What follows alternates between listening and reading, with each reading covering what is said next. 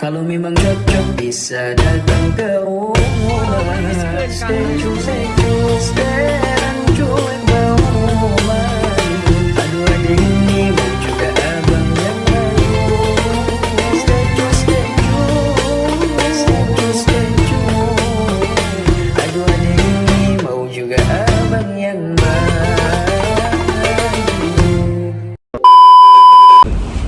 Assalamualaikum warahmatullahi wabarakatuh. Saya Muhammad Fakri Azizi bin Abdullah.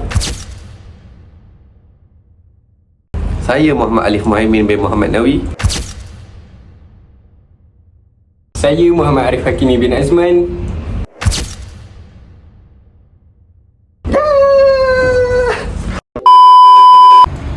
Assalamualaikum dan salam sejahtera kepada pensyarah dan rakan-rakan yang saya kasihi sekalian.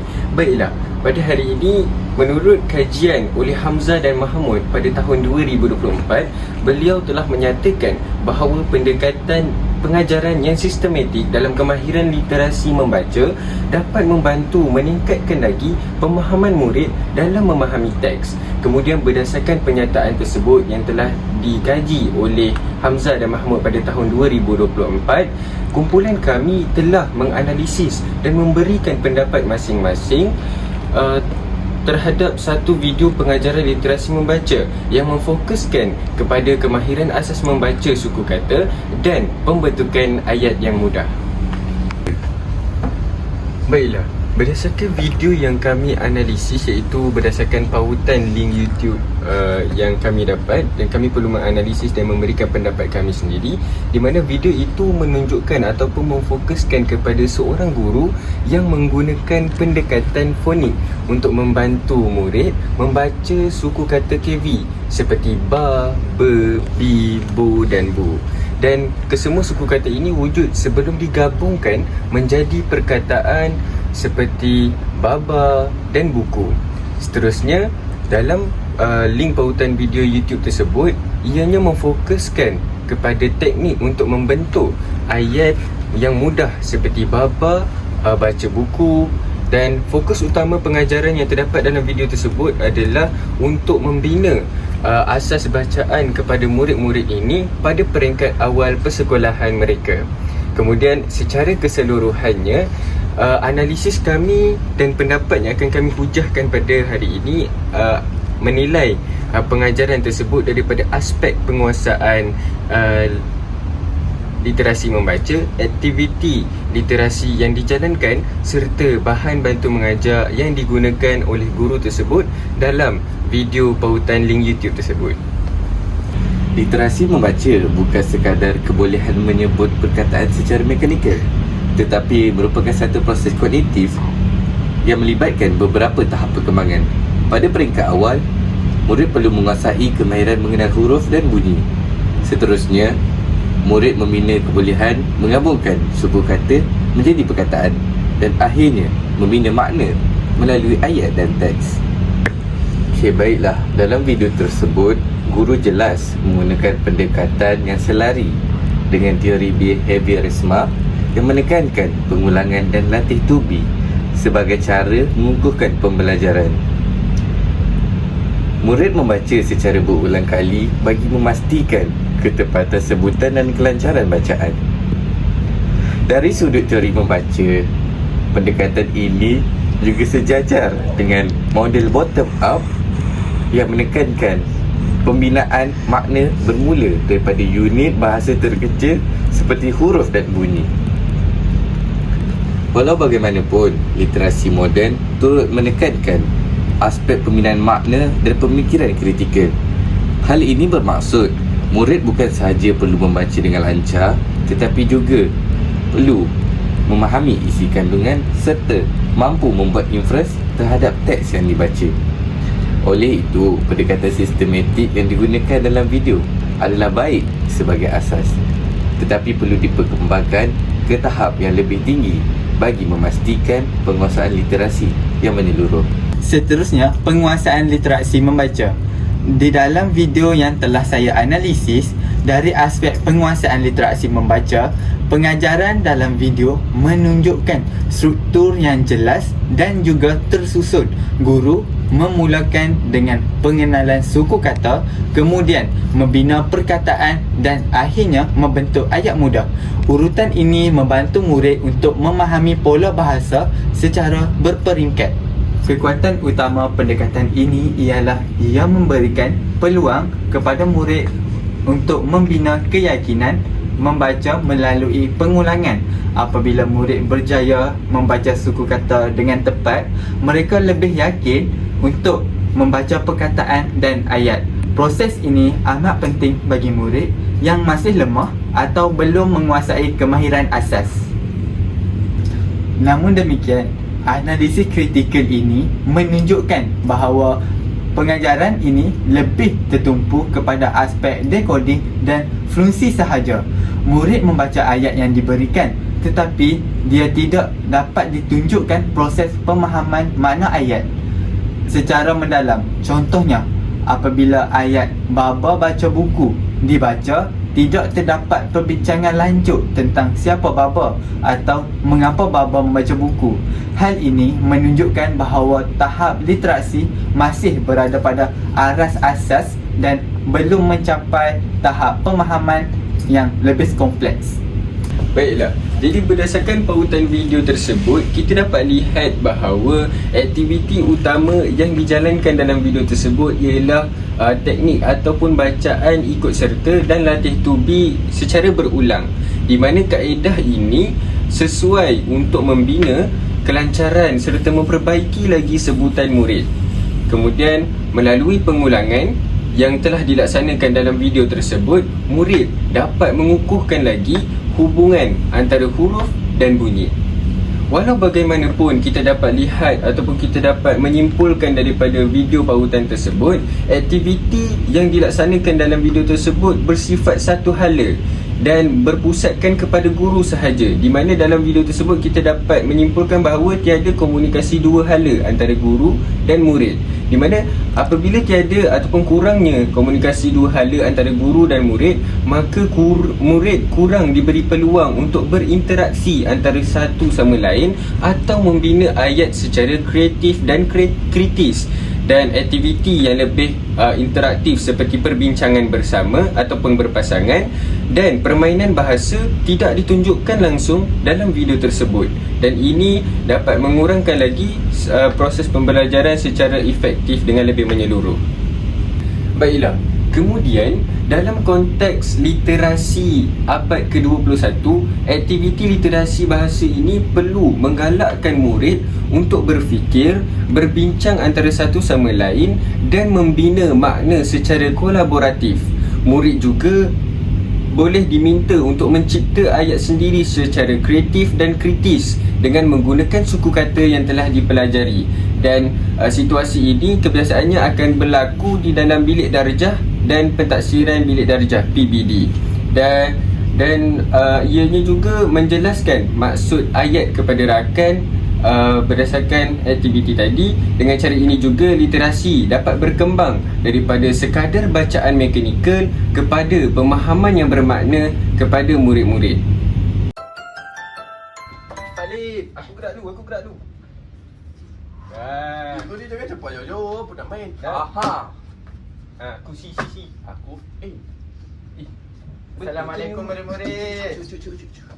Waalaikumsalam. Buat apa ni? Tengah main kat cikgu. Arif biar ajak saya Mana cikgu? Alif ajak dulu cikgu. Seronok main kad? Duduk cikgu. Cikgu nak ikut tak? Tak perlu. Tak nak. Okey. Cikgu nak tanya ni. Ali, Oh, tahu tak kad tu untuk apa?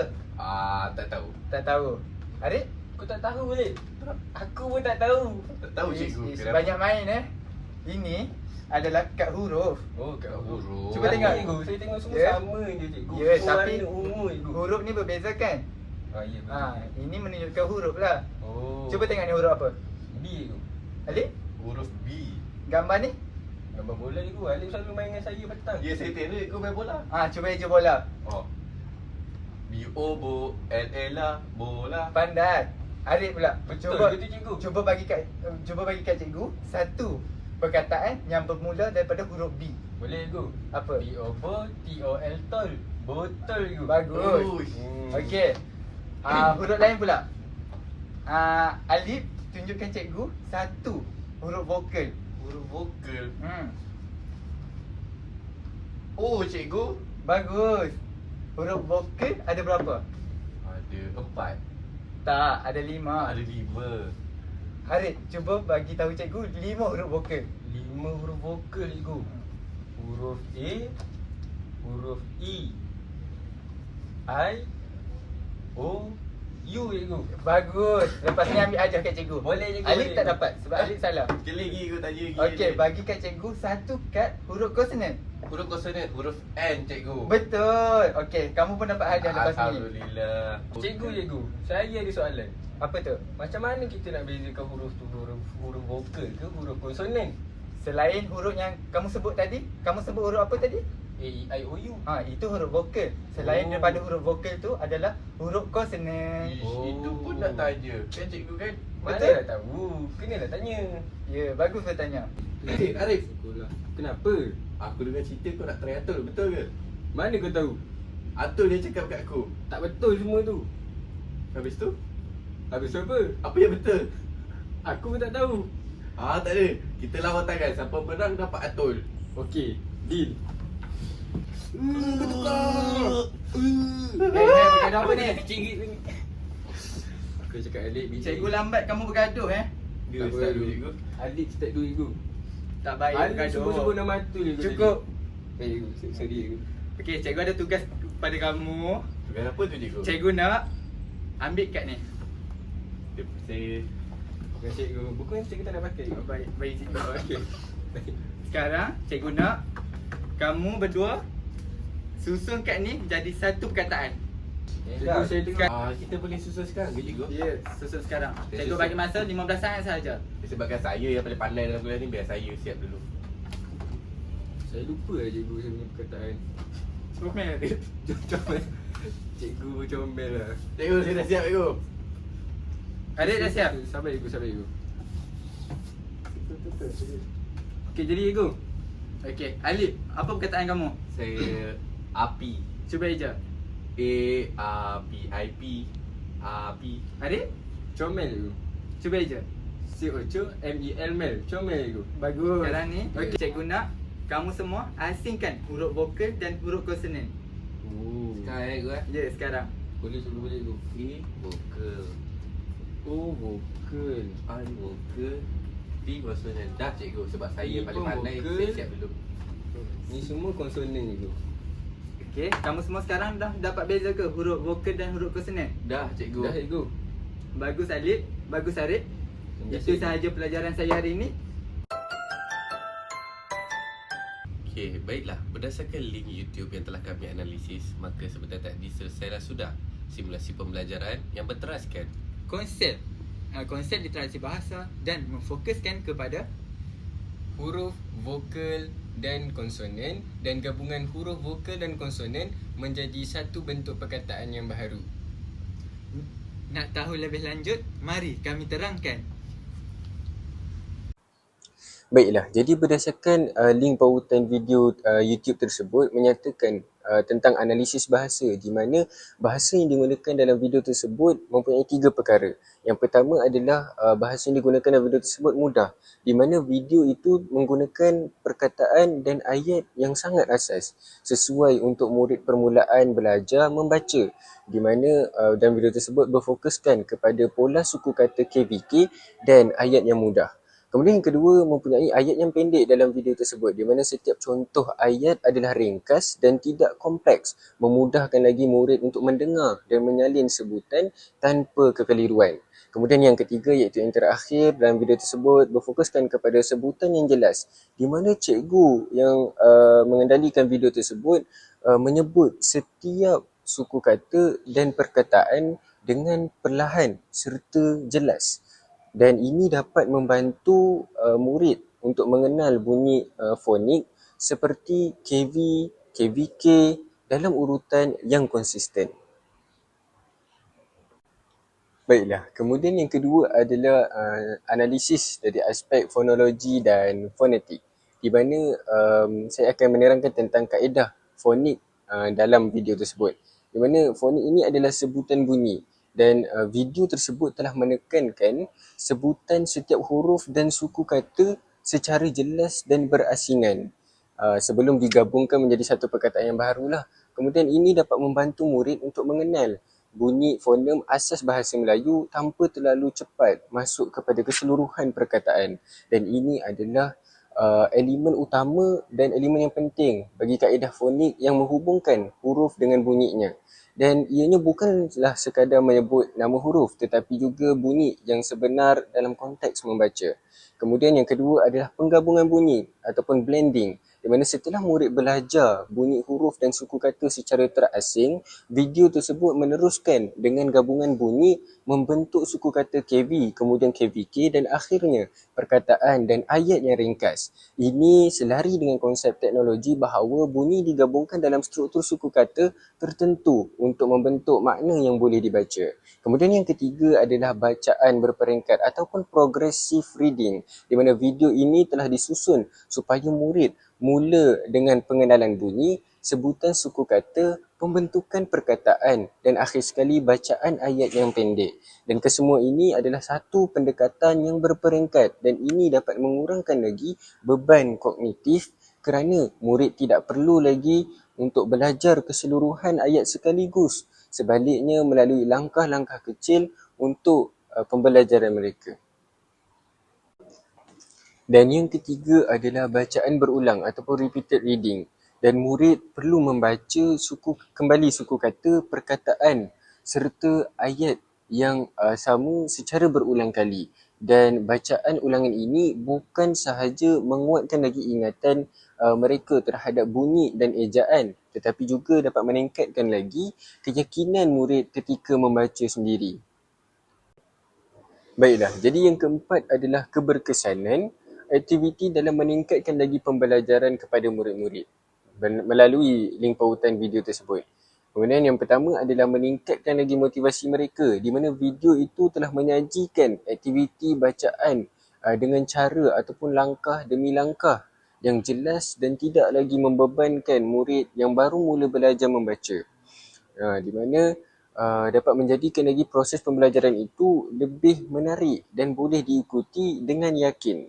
Dan apabila murid dapat mengikuti dan berjaya melafazkan suku kata lalu membina perkataan sendiri, ia memberikan pujian dalaman yang menggalakkan lagi mereka untuk mahu terus mencuba dan belajar. Dan ini selari dengan idea bahawa kejayaan awal meningkatkan lagi motivasi murid untuk membaca lagi. Kesan positifnya terhadap murid-murid adalah murid merasa pengalaman membaca itu menyeronokkan sebenarnya dan tidak lagi menakutkan sebenarnya. Jadi keyakinan mereka untuk mencuba aktiviti seterusnya semakin meningkat. Bagi keberkesanan PDPR dalam video tersebut, dia lebihkan kepada fleksibel, di mana murid boleh belajar ikut masa sendiri tanpa terikat dengan jadual lain. Seterusnya, mudah diakses, di mana boleh ditonton melalui telefon, komputer ataupun gadget lain yang sesuai untuk pembelajaran di rumah. Seterusnya, boleh ulang semula, di mana murid boleh ulang tayang sehingga benar-benar faham, terutamanya bagi kemahiran asas seperti membaca suku kata. Sesuai untuk murid luar bandar yang juga boleh ditonton apabila ada campaian internet dan tidak perlu hadir secara langsung, secara bersemuka. Seterusnya, murid pemulihan juga dapat membantu dan mengulangi bahagian yang sukar tanpa tekanan masa. Dan yang terakhir adalah murid juga boleh melihat tanpa bimbingan langsung, di mana video bertindak sebagai panduan kendiri dan dengan penerangan dan contoh yang jelas. Seterusnya, scaffolding, iaitu melibatkan pemberian bantuan berperingkat seperti panduan, contoh dan juga maklum balas yang dikurangkan apabila murid semakin mahir. Pendekatan ini juga membantu mengurangkan kesukaran pembelajaran dan meningkatkan lagi keupayaan murid untuk belajar secara berdikari. Dan pembelajaran kendiri pula memberi peluang kepada murid mengawal pembelajaran mereka melalui penggunaan bahan digital, aktiviti, refleksi dan juga tugasan projek. Pendekatan ini agar dapat meningkatkan motivasi, disiplin dan keupayaan murid untuk belajar secara berterusan. Berdasarkan link pautan YouTube tersebut, yang dapat saya analisis adalah guru tersebut menggunakan pendekatan pedagogi, di mana pendekatan ini digunakan dalam pengajaran untuk memfokuskan kepada kontrolism, scaffolding dan pembelajaran kendiri bagi memastikan pembelajaran berlaku secara aktif, bermakna dan berkesan. Kontrolism ini menekankan pembinaan pengetahuan oleh murid melalui pengalaman, penerokaan dan juga perbincangan.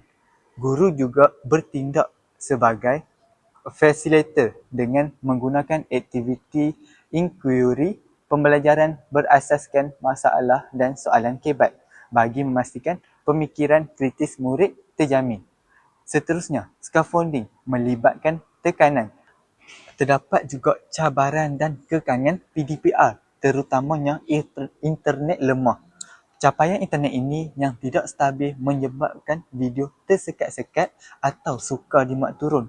Murid terpaksa berkongsi data mudah alih sekaligus menghadkan tempoh pembelajaran.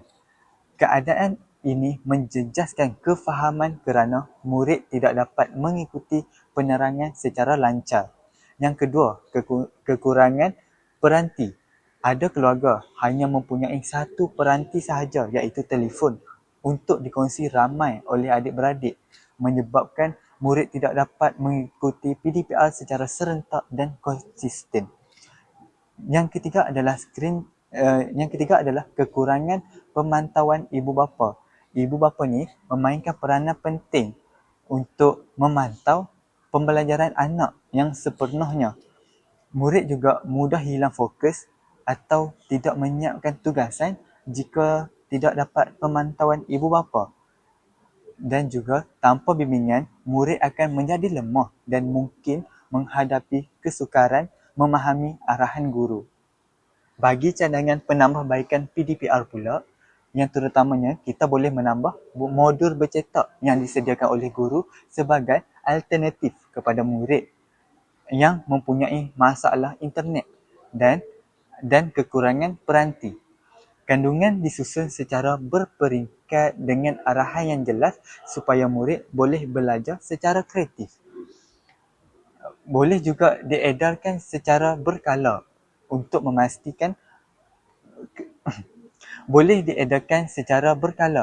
memastikan kesinambungan pembelajaran.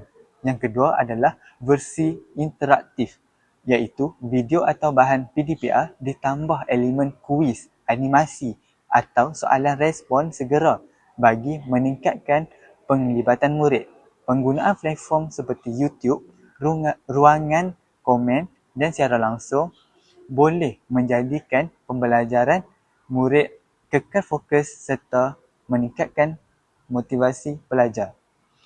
Yang ketiga adalah QR code, di mana diletakkan pada modul bercetak untuk memudahkan murid terus mengakses video atau bahan tambahan, di mana dengan ini dapat menjimatkan masa dan dapat memudahkan capaian tanpa perlu menaik pautan panjang yang menghubungkan bahan bercetak dengan bahan digital secara saksama. Latihan pengukuhan, di mana disediakan selepas sesi PDPR bagi menguji tahap kefahaman murid dengan soalan yang disusun daripada aras mudah ke aras yang sederhana dan terusnya aras yang tinggi. Okey, baiklah. Dalam video ini terdapat beberapa aktiviti literasi membaca yang boleh kita kenal pasti. Pertama, aktiviti sebut dan ikut.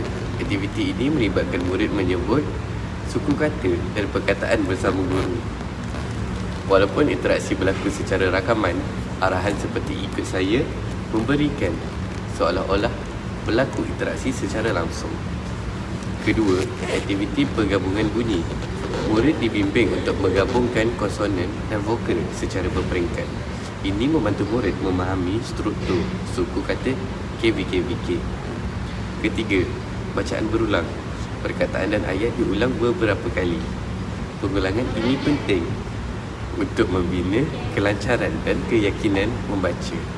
Yang keempat, pembacaan ayat yang mudah. Setelah murid menguasai perkataan, mereka diperkenalkan kepada ayat ringkas. Ini membantu murid memahami penggunaan perkataan dalam konteks sebenar. Aktiviti-aktiviti ini menunjukkan bahawa video ini menggunakan pendekatan latih tubi yang sangat sesuai untuk tahap literasi awal. Seterusnya, saya akan membincangkan aspek fonologi dan fonetik. Video ini menggunakan pendekatan fonik secara konsisten. Kaedah fonik menekankan hubungan antara bunyi dan huruf. Contohnya, BI tambah NA tambah TA tambah NG menghasilkan satu perkataan iaitu binatang. Guru dalam video menyebut setiap bunyi secara perlahan dan jelas sebelum menggabungkannya menjadi suku kata dan seterusnya menjadi perkataan. Pendekatan ini sangat penting kerana dalam literasi awal, murid perlu memahami bahawa huruf mewakili bunyi. Murid akan suka membaca dengan lancar. Selain itu, pengulangan bunyi dilakukan beberapa kali. Ini membantu dalam proses diskriminasi bunyi, pengecaman fonem dan automasi bacaan. Dari segi fonetik pula, sebutan yang digunakan adalah jelas, tidak terlalu laju dan mempunyai intonasi yang stabil. Ini memberi ruang kepada murid untuk meniru sebutan dengan tepat. Pendekatan ini amat sesuai untuk murid pemulihan khas, murid yang mengalami masalah diseleksi ringan dan murid yang belum menguasai kemahiran fonologi. Okey, baiklah. Jika kita perhatikan secara teliti, bahasa yang digunakan dalam video ini adalah bahasa Melayu standard yang mudah dan sangat sesuai untuk murid tahap awal. Ayat yang digunakan adalah pendek dan tidak kompleks. Contohnya, ayat berbentuk arahan seperti mari baca bersama-sama dan cuba sebut ikut saya. Penggunaan ayat yang ringkas ini penting kerana murid yang baru belajar membaca mempunyai kapasiti kognitif yang terhad. Jika ayat terlalu panjang atau mempunyai struktur kompleks, murid akan hilang fokus. Selain itu, kosakata yang digunakan juga merupakan kosakata asas dan berada dalam lingkungan pengalaman murid. Ini sangat penting dalam pembelajaran literasi awal kerana murid lebih mudah memahami perkataan yang dekat dengan dunia mereka. Dari segi struktur ayat pula, video ini banyak menggunakan ayat penyata mudah dan ayat perintah yang jelas. Ini membantu murid memahami arahan tanpa kekeliruan. Secara keseluruhannya, dari sudut linguistik, bahasa dalam video ini bersifat mudah, jelas, tidak membebankan dan ada sekali sesuai dengan tahap perkembangan murid. Dari sudut keberkesanan, aktiviti dalam video ini memberi kesan positif kepada beberapa aspek perkembangan murid. Dari aspek kognitif, murid dapat meningkatkan kemahiran membaca secara berperingkat. Daripada aspek efektif pula, pendekatan yang santai dan tidak menekan membantu murid merasa lebih yakin dan kurang takut untuk membaca. Dari aspek psikomotor pula, murid dapat melatih koordinasi antara penglihatan dan sebutan. Selain itu, kerana video ini boleh diulang tayang, murid dapat belajar mengikut kadar bacaan masing-masing. Ini sangat penting dalam konteks PDPR di mana tahap penguasaan murid adalah berbeza-beza. Sebagai kesimpulannya, dari sudut bahasa dan aktiviti literasi, video ini sangat sesuai untuk murid tahap awal kerana menggunakan pendekatan fonik yang sistematik, bahasa yang mudah serta aktiviti latih tubi yang berkesan. Walaupun terdapat beberapa kekurangan dari segi aktiviti, video ini tetap merupakan bahan bantu mengajar yang sangat baik dalam konteks PDPR. Sekian pembentangan saya. Terima kasih.